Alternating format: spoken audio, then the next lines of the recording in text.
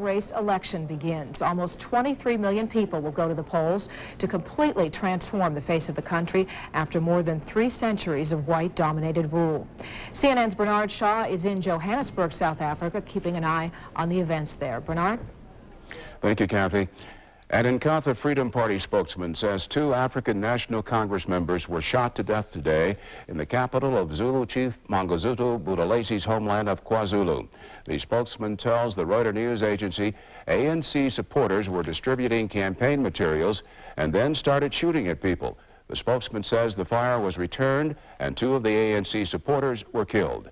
A South African Defense Force spokesman reports trouble in the KwaZulu homeland, but could not confirm anything beyond that. Inkatha leader Mangosuthu Buthelezi was scheduled to speak at a rally in Welkom in the Orange Free State, but very abruptly he returned to his party's headquarters in KwaZulu. An Inkatha source says he was called back because of a crisis, but she did not specify whether the deaths of the ANC supporters was the crisis. CNN has been told Buthelezi will issue a statement later. Leaders of the major political parties are busy getting out the vote in rallies today across South Africa. Supporters of African National Congress leader Nelson Mandela packed a stadium in Soweto.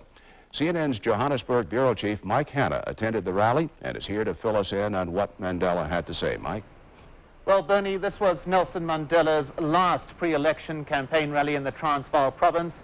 This area, a catchment region for millions of potential voters. They came from all over by bus, train and foot, nearing the end of the long road to democracy. With well over a week to go before the results are known, the victory party's already begun. No one in this crowd doubting that Nelson Mandela will be South Africa's next president. Now the president will begin to speak. Volleys of gunfire delay the beginning of the ANC leader's speech, provoking an angry rebuke. If I find out the people who are firing these guns, I will have no alternative but to expel them from the organization. The crowd signals its agreement, but one thing's made clear. Having for decades waged an armed struggle in opposition, Nelson Mandela's responsibility in government will be to prevent it. His responsibility also to satisfy the expectations of the millions who will vote for him, who in burying apartheid will insist on a better life. Nelson Mandela winds up his campaign in Natal province Sunday, and it's deeply significant that the ANC leader is choosing this region at the heart of political conflict to end his entire election campaign, Bernie. Mike, specifically, why is Mandela going to Natal? Well, it's on 2 levels. One is to go into a region in which people have been, to a large extent, intimidated from voting, to reassure them that if he can go and vote there, anybody else can. The other reason, of course, being that he is showing ANC strength in what some people regarded as the heartland of Inkatha Freedom Party support. So essentially what he is doing is going to the heart of enemy territory to show the flag for the ANC. Our Johannesburg bureau chief Mike Hanna reporting live, as he will throughout our extended coverage of the historic events here in South Africa. South African President F.W. de Klerk also gave his last major address of the campaign today. About 10,000 National Party supporters jammed the Good Hope Center in Cape Town. A very few ANC supporters were there, but no violence was reported. De Klerk used this rally to call for a continuation of progress under National Party rule. I have seen the dismal circumstances under which so many South Africans live. I have seen the poverty in many parts of our country. And I say that with the new South Africa, with the sanctions gone, and with a strong National Party, we can and will do something about it. A better life can be achieved, and with a strong National Party, we're going to do it. The white separatist movement here in South Africa is showing 2 different sides today, one conciliatory, the other defiant. In Pretoria, the leader of the right-wing Conservative Party signed a pre-election agreement with the government and the ANC.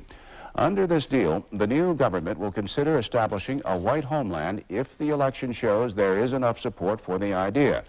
But in the Afrikaner stronghold of the Orange Free State province, the talk focused on fighting, not negotiating.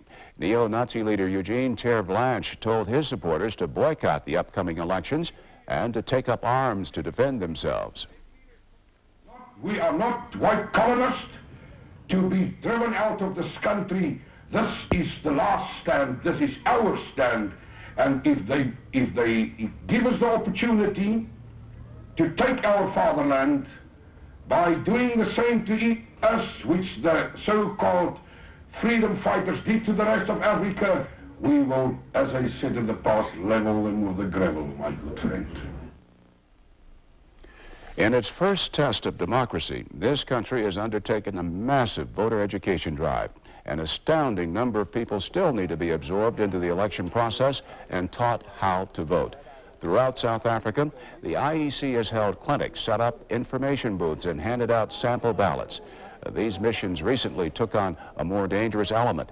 In some townships, election officials are venturing into Zulu worker hostels, places inhabited by Nkatha supporters and subject to attack from ANC followers. Now, many of these Zulus are at a hostel in Soweto. They say they became interested in voting only after Chief Buthelezi ended the Nkatha boycott. They will be among the estimated 16 million South Africans voting for the first time. Now, here's a look at what they'll go through at the voting booth. Procedures designed largely to prevent fraud. Each voter will be checked for identification upon arrival at the polling place. The voter's hand will be sprayed with invisible ink that can be checked under ultraviolet lights to prevent double voting. The voter receives a ballot for the National Assembly election. He or she will cast the ballot in secret, choosing from among the candidates on the national list, then place the ballot in a ballot box. After casting the initial ballot, the voter's ID is checked again. He or she will then receive a second ballot for the provincial legislature. That ballot will be cast in secret and placed into a different ballot box. As South Africa sheds the vestiges and symbols of apartheid, this nation is getting a new flag. Some 40,000 new South African flags are being rushed into production in time for the elections. Some South African companies are making the flags, but ironically, the land settled by Dutch immigrants has hired a Dutch company to make the bulk of these flags, which will replace the old apartheid banner. The new design, a 6-color geometric pattern. For now, that's it from Johannesburg. Let's go back to Atlanta and Kathy Marshall. Bernie, thank you.